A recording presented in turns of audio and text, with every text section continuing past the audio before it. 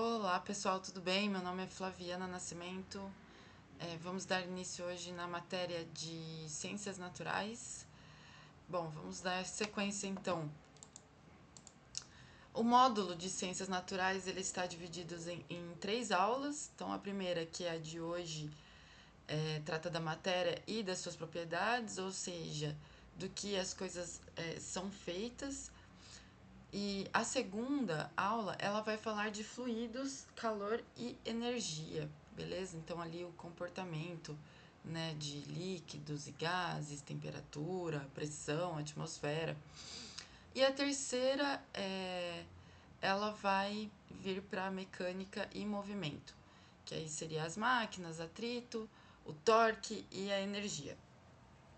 Beleza, pessoal? Então, vamos começar aí nossa aula. Pensem comigo aqui. Por que, que a fuselagem, por exemplo, do A320 é de alumínio e não de aço, né? Por que, que as pás da turbina por exemplo, do CFM56, elas são de titânio e não de alumínio? Né? Por que, que o trem de pouso é de aço de alta resistência e não de fibra de carbono? Então, por que, por exemplo, que o piso da Galley é antiderrapante e o assoalho da cabine de comando não é? Bom, então, cada uma dessas respostas ela vem de uma propriedade da matéria, certo? Densidade, dureza, ductibilidade, resistência à fadiga. Então, cada material, com base né, no que ela é feita, né, nessas propriedades que ela é feita, o mecânico ele consegue ele manter o avião, ele precisa entender quais são as escolhas corretas para ser feitas. Então, porque se vocês ali, por exemplo, trocarem um rebite por outro errado, vocês acabam comprometendo a segurança, né, de voo. Então, esse módulo ele é o que separa ali, né, um profissional ali, consciente do que segue o manual sem entender profundamente. Então vamos começar pela definição mais simples e mais importante, que a matéria é tudo aquilo que tem massa e ocupa volume. Então tem essas duas características, né? É matéria, massa é quantidade de matéria e medida em quilogramas no sistema internacional, ou também pode ser medida em libras quando a gente trabalha com os manuais ali americanos, tá? O volume é o espaço que essa matéria ocupa, medido em metros cúbicos, litros ou também em galões. Os gases são matéria. Tem aluno que acaba pensando que só sólido e líquido que contam, mas não, é errado. Os gases também, né? O ar ele também, por exemplo, o ar que entra ali no motor, ele é pesado, tá? Ele ocupa um volume, né? Ele é matéria. O nitrogênio do pneu é matéria. O oxigênio das máscaras de emergência é matéria. Então, tudo no avião, do parafuso menor até o gás, né, do escape, por exemplo, é matéria. Então, agora vamos olhar as formas que essa matéria pode assumir. A matéria ela pode aparecer em três estados físicos principais e mais um quarto que aparece em situações aí mais especiais, que seria o plasma. Tá? Então as moléculas, né, estão bem próximas e bem organizadas ali, né, quase que separadas. A gente está falando então do sólido, né? Essas moléculas do sólido elas estão bem juntinhas, né, bem tornando algo mais palpável, tá? Por exemplo, o alumínio da asa, o aço do trem de pouso, o titânio da pá da turbina. Então, líquido tem volume definido, mas ele assume a forma do recipiente. Então, as moléculas elas estão próximas, mas elas conseguem deslizar umas sobre as outras para poder preencher aquele recipiente. Por exemplo, o jet A1, né, no tanque, o fluido hidráulico Skydrol, o óleo do motor, né? Então, elas preenchem o recipiente. O gasoso, ele não tem ali, né, uma forma e nem um volume livremente, né? Por exemplo, o ar comprimido do bleed, o nitrogênio dos pneus, o oxigênio das máscaras, eles, então, têm uma forma e volume, né, variáveis.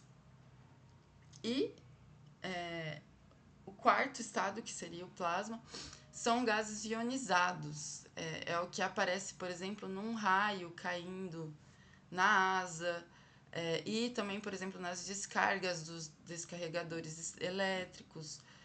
Então, aqui o que a gente vai ver agora, como a matéria ela muda de um estado para o outro. A matéria ela não fica presa, né, num único estado. Então, ela transita entre conforme a temperatura e a pressão que mudam. São 5 mudanças principais e vocês precisam saber o nome de cada uma. Então, tem a fusão, que é quando o sólido vira líquido, que é, por exemplo, o gelo, né, derretendo. Tem a solidificação, que é o caminho contrário, né, que é o líquido virando sólido, a água congelando. Tem a vaporização, que é o líquido virando gás. O querosene, por exemplo, evaporando no tanque, né? E a condensação, que é o contrário, que é o gás virando líquido, que é o vapor da água virando, né? A vaporização, que é o líquido virando gás, e a condensação, que é o contrário, que é o gás virando líquido, por exemplo, como o vapor da água formando gotas ali no para-brisa frio. E tem uma quinta também, que é a sublimação, que seria o sólido passando direto para o gás, sem virar um líquido no meio. Por exemplo, gelo seco, ou naftaleno, por exemplo, também, que aqui a gente tem que prestar uma atenção a mais, porque o que muda nessas transições não é a substância, né, em si, é a água que ela continua sendo o H2O. O que muda é o arranjo, né, o movimento ali das moléculas, e esse detalhe pode ser que a banca pode cobrar. Agora a gente vai ter ali a teoria, né, e ver isso operando na aeronave, né? A gente vai sair da teoria e a gente vem pensar, por exemplo, em voo. Vocês têm 4 estados da matéria atuando ao mesmo tempo. Então, a estrutura inteira da aeronave é a fuselagem, a asa, a empenagem, o trem de pouso, que está no estado sólido. Os fluidos a bordo, como combustível, jet A1, o óleo lubrificante, fluido hidráulico, Skydrol, água do tanque, né, do toalete, elas estão num estado líquido. O ar dos sistemas pneumáticos, o nitrogênio dos pneus, o oxigênio das máscaras de emergência, que estão, né, no estado gasoso.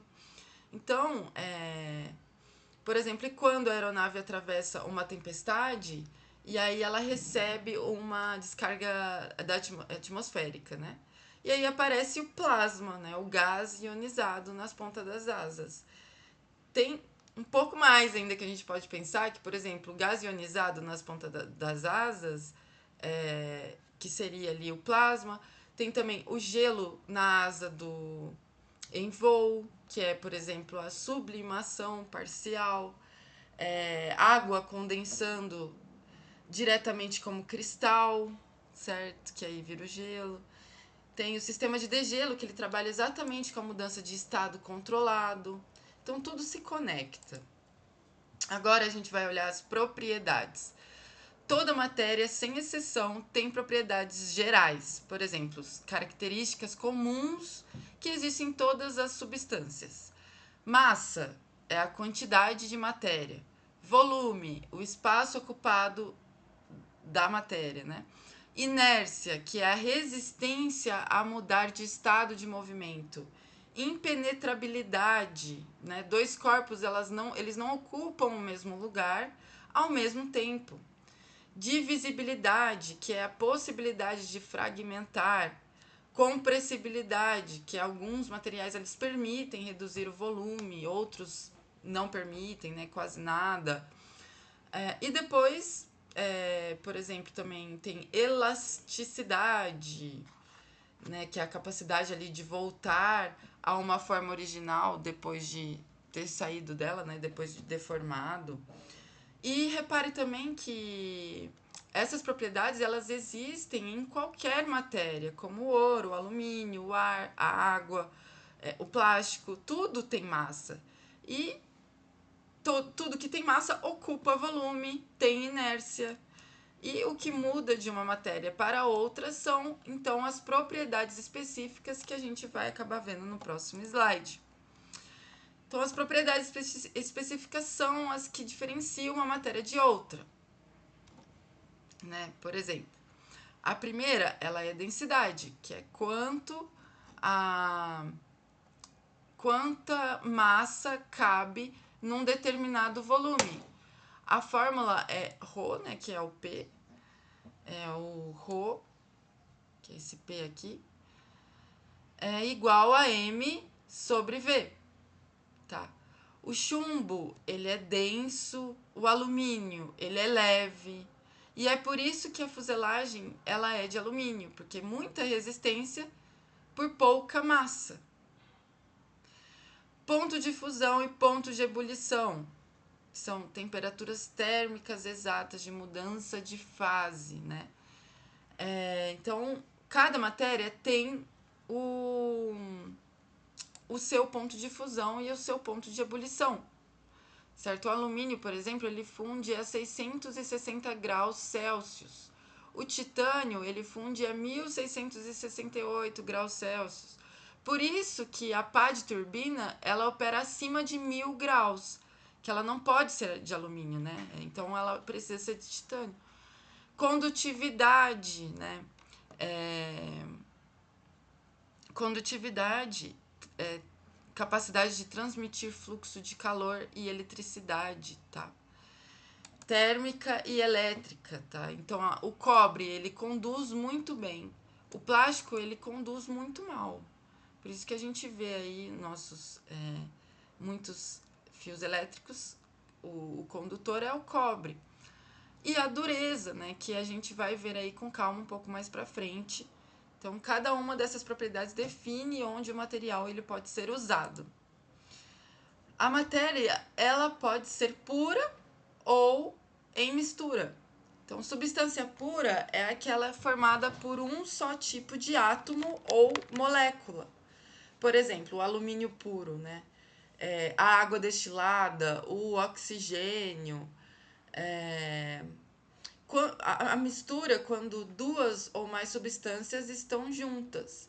E tem dois tipos de mistura, a homogênea, que é onde você não consegue distinguir os componentes, eles estão todos juntos, eles fazem uma fase só, e a heterogênea, né? Por exemplo, a homogênea é o Jet A1, que é uma mistura homogênea de hidrocarbonetos. O ar atmosférico também é homogêneo, porque ele mistura nitrogênio, oxigênio, argônio. E aí o heterogêneo é quando você vê fases diferentes. Então, o combustível, por exemplo, com água é heterogêneo. A água ela vai ficar decantada ali no fundo, né, do tanque. E é por isso que vocês conseguem fazer a drenagem, né, antes do voo.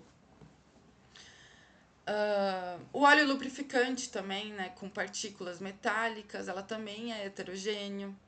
Por exemplo, também que fica ali no o filtro do motor, né? Saber, então, diferenciar isso daí evita pane. E aí, agora vamos para a química, que é o elemento químico, ele é uma substância uma substância pura, né? Formada por um único tipo de átomo, tá? Existem aí 118 tipos, né, elementos conhecidos hoje, e todos eles estão organizados na tabela periódica, como vocês podem ver. Vocês não precisam decorar, lógico, né, a tabela inteira, né, não é química de colegial, mas precisam saber que cada elemento tem um símbolo, um número atômico e também propriedades específicas que definem para que ele serve, certo? Por exemplo, o hidrogênio, que é o H, com o número 1, o carbono, que é C, que é número 6, o alumínio, que é AL, que é o número 13, o titânio, que é o TI, que é o número 22, o ferro, que é FE, que é o número 26, cobre, que é o CU, né, número 29. Então, de 118 elementos, cerca de 20, 7 ou 8 são o que vocês vão encontrar ali todos os dias, tá? Então, a gente vai olhar um pouquinho neles, que esses são aqui, então, os elementos que, que mais encontramos aí, né, no nosso dia a dia.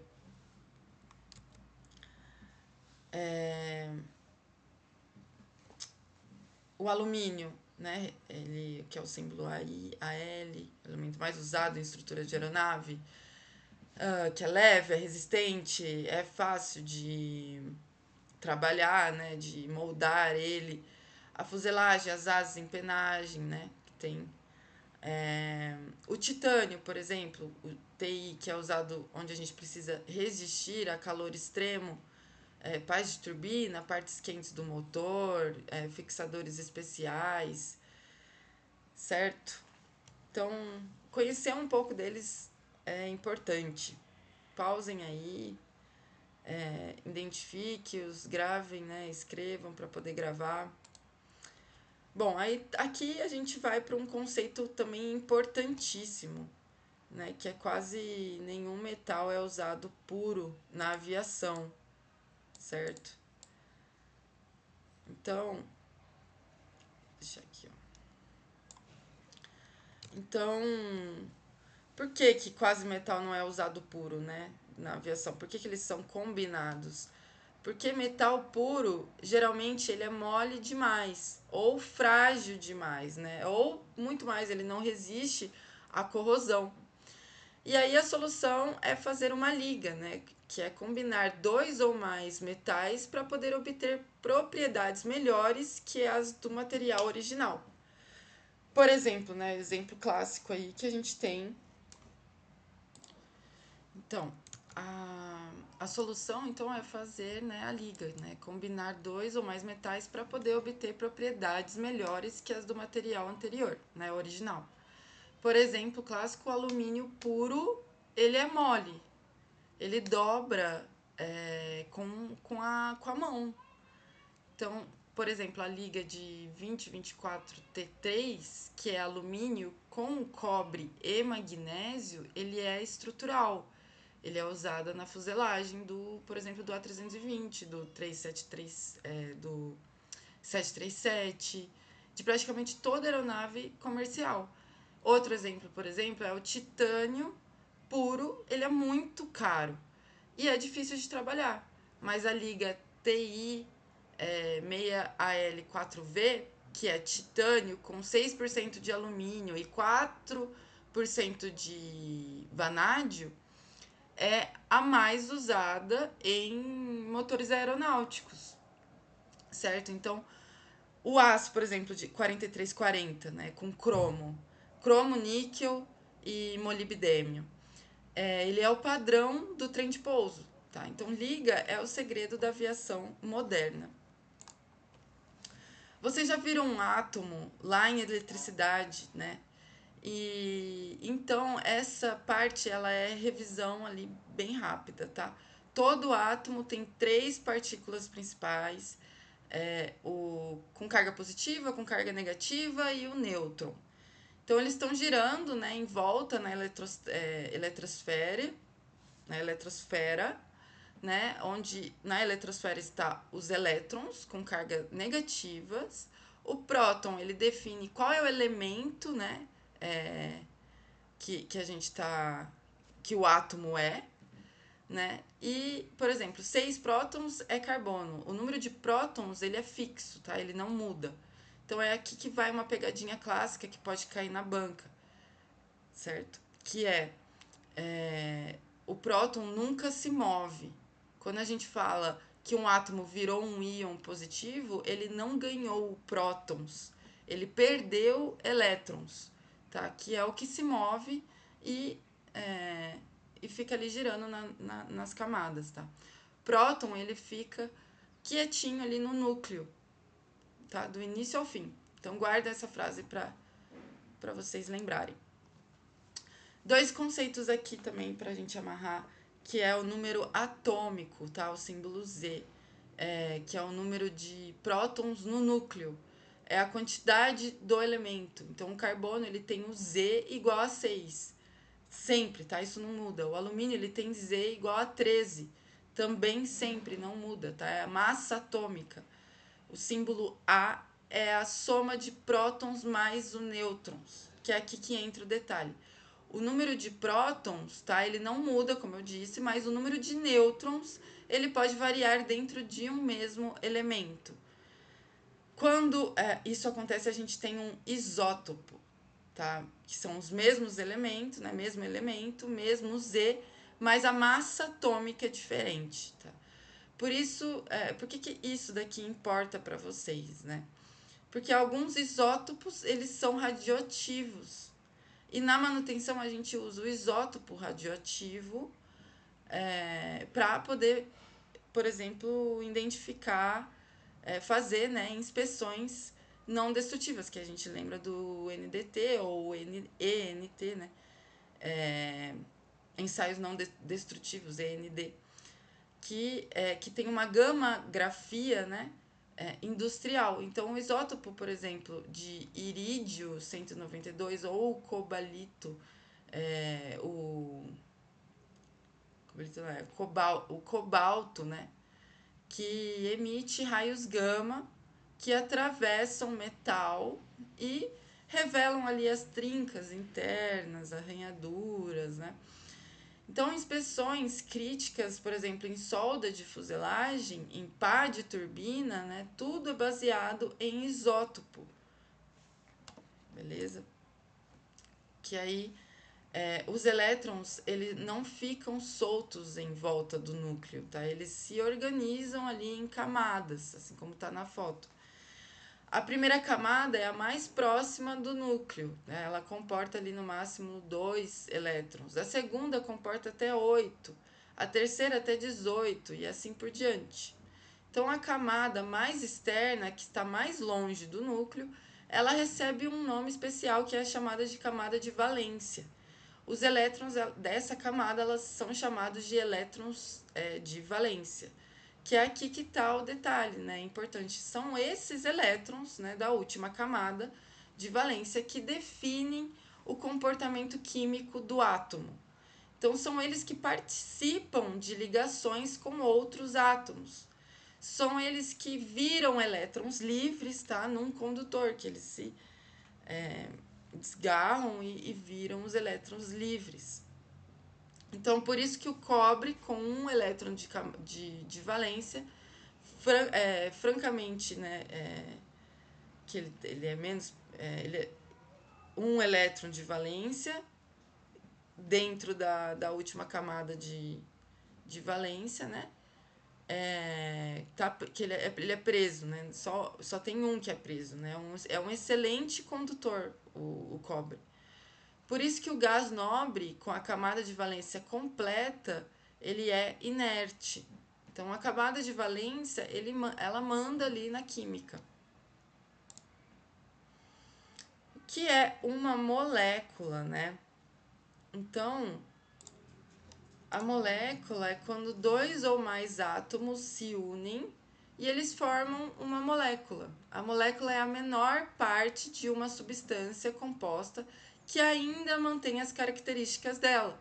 Por exemplo, né, o H2O, que são 2 hidrogênios e 1 oxigênio. Eles formam uma molécula de água. Os 2 oxigênios formando o oxigênio que vocês respiram, né? E o CO2, que é gás carbônico, um carbono e 2 oxigênios. Então, repare que nisso, né,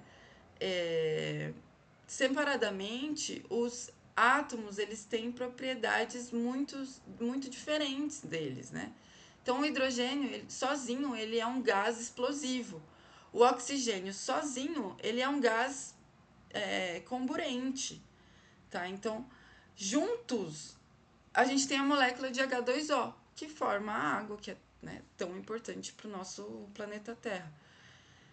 Então, esse é o poder ali da ligação química, tá? Ela cria propriedades novas a partir de combinações. Na aviação, isso é praticamente tudo, né? Cada matéria, né, cada material que vocês pegam, que vocês manipulam, é um resultado de moléculas específicas, beleza? Então aqui a gente vai ver algumas agora se formando. Então existem ali 3 tipos, né, de principais de ligação química, e vocês precisam reconhecer cada uma, tá? Ligação iônica é um átomo que doa elétron, tá? Então um doa, o outro recebe. Eles formam, então, íons com cargas opostas que se atraem, como de positivo para negativo, certo? Por exemplo, o sal de cozinha, que é o NaCl, que é sódio, dá o elétron para o cloro. Ligação covalente, né? Os átomos compartilham elétrons, tá? Não tem doação, ele é uma parceria. Beleza? Por exemplo, a água, que é o H2O. Então, os 2 hidrogênios compartilham elétrons com o oxigênio. Então, a maioria dos compostos orgânicos, incluindo, por exemplo, plástico e combustíveis, ele tem ligação covalente, eles são parceiros, né, ali do outro. E a ligação metálica, tá, que são os elétrons de valência, eles ficam livres, formando o que a gente chama de mar de elétrons. Tá? Eles envolvem os átomos do metal. E é o que dá aos metais suas propriedades únicas. Então, cada tipo de ligação produz propriedades diferentes. E para a manutenção aeronáutica, a ligação metálica ela é a mais importante. Que a gente vai ver isso nesse próximo slide. Que aqui está a chave, né, de muita coisa que vocês vão ver na manutenção. Tá? Por exemplo, na ligação metálica, os elétrons de valência eles não ficam presos a nenhum átomo específico. Tá? Eles formam uma nuvem que envolvem ali todos os átomos do metal, o tal daqui que eu falei para vocês do mar de elétrons. E essa nuvem de elétrons ela explica 3 propriedades fundamentais ali do metal, que a primeira é a condutividade elétrica. Então, os elétrons livres eles carregam corrente facilmente, por isso que o fio é de cobre. Segunda, a condutividade térmica. Então, os mesmos elétrons eles transportam energia, por isso, né, a panela, por exemplo, é de metal. E a terceira é a mais importante para a manutenção, que é a ductibilidade. Então, esse mar de elétrons, ele permite que os átomos eles deslizem uns sobre os outros sem quebrar a estrutura. E é por isso que vocês conseguem ali, por exemplo, dobrar uma chapa de alumínio sem quebrar. Por isso que o cabo de aço, ele aceita curva. Por isso que o rebite, ele se deforma e fixa. Então, tudo é mar de elétrons. Muito interessante, né? Quando um sólido ele tem os materiais organizados de forma ordenada, tá? Que a gente já vai entrar em cristais e estado sólido. Então, o sólido ele tem esses átomos organizados de forma mais ordenada e repetitiva. E a gente chama de sólido cristalino. Então, os átomos eles formam um padrão, né, geométrico que se repete no espaço, porque é uma rede ali cristalina. Então, sal, açúcar, gelo, diamante, todos eles são cristais.